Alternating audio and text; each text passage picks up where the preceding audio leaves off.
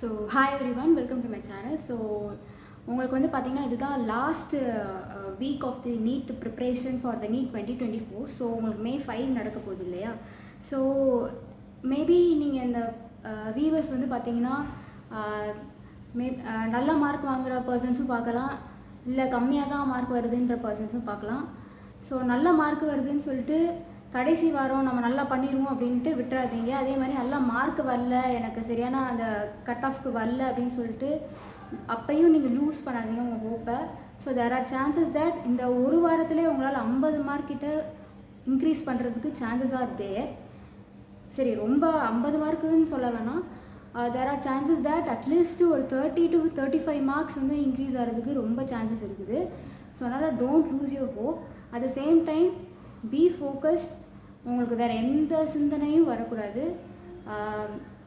Exam மட்டும் focus பண்ணுங்கள்.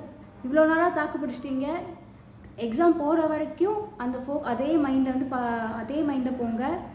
எக்ஸாமுக்கு போகிறதுக்கு முன்னாடி என்னென்ன டீட்டெயில்ஸ் இருக்குதோ அது எல்லாமே பார்த்துட்டு போங்க. வேறு என்ன சொல்லலாம், ரொம்ப காமாக இருங்க. கடைசி நேரத்தில் வந்து பார்த்திங்கன்னா டென்ஷன் ஆகாதீங்க. மார்க் டெஸ்ட்டு வந்து ஒரு 2 days நீங்கள் போராடினா கூட பரவாயில்ல. நீங்கள் இப்போ ஃபார் எக்ஸாம்பிள் இவ்வளோ நாளாக நீங்கள் மார்க் டெஸ்ட் எப்படி ப்ரிப்பேர் பண்ணி போனீங்களோ அதே மைண்ட் செட்டோடு நீங்கள் போய் எழுதுங்க. அப்படின்னா தான் உங்களுக்கு வந்து அந்த மொமெண்டம் வந்து கிடைக்கும். ஸோ அந்த இப்போ ஃபார் எக்ஸாம்பிள் எப்போயுமே நான் ஃபிசிக்ஸ் போட்டுட்டு போவேன் அப்படின்னா அதே மாதிரி ஃபிசிக்ஸ் போட்டுட்டு போங்க. சீக்கிரமாக சென்டருக்கு போயிடுங்க, லாஸ்ட் மினிட்ல போகாதீங்க. அதே மாதிரி டைம் உங்களுக்கு வாட்ச்லாம் அங்கே வந்து பார்த்தீங்கன்னா கொடுக்க மாட்டாங்க. வாட்ச் சம்டைம்ஸ் இருக்காது, நீங்கள் தான் வந்து எவ்வளோ நேரம் இருக்குன்றதை கேட்கணும். அதனால் வந்து நீங்கள் கம்ஃபர்டபுளாக இருக்கிற மாதிரி பாருங்கள். அங்கே போய் எல்லாமே காமாக போங்க. எவ்வளோக்கெவ்வளோ கம்ஃபர்டபுளாக இருக்க முடியுமோ அந்த அளவுக்கு கம்ஃபர்டபுளாக இருங்க. எக்ஸ்ப்ரெஸ் பண்ணுங்கள். உங்களுக்கு வந்து எதாவது டிஸ்கம்ஃபர்டபிலிட்டி இருக்குதுன்னா எக்ஸ்ப்ரெஸ் பண்ணுங்கள். ஈவன் நானுமே வந்து பார்த்திங்கன்னா அந்த ஒரு சில இதில் தப்பு பண்ணேன், எழுதுறதுலலாம் தப்பு பண்ணேன். அப்போது நான் வந்து லைட்டாக டென்ஷன் ஆனேன். பட் அந்த மாதிரி நீங்கள் டென்ஷன் ஆகணுன்ற அவசியம் இல்லை. ஏதாவது தப்பு பண்ணிட்டீங்கன்னா உடனே போய் சரி பண்ணிடுங்க, ரைட்?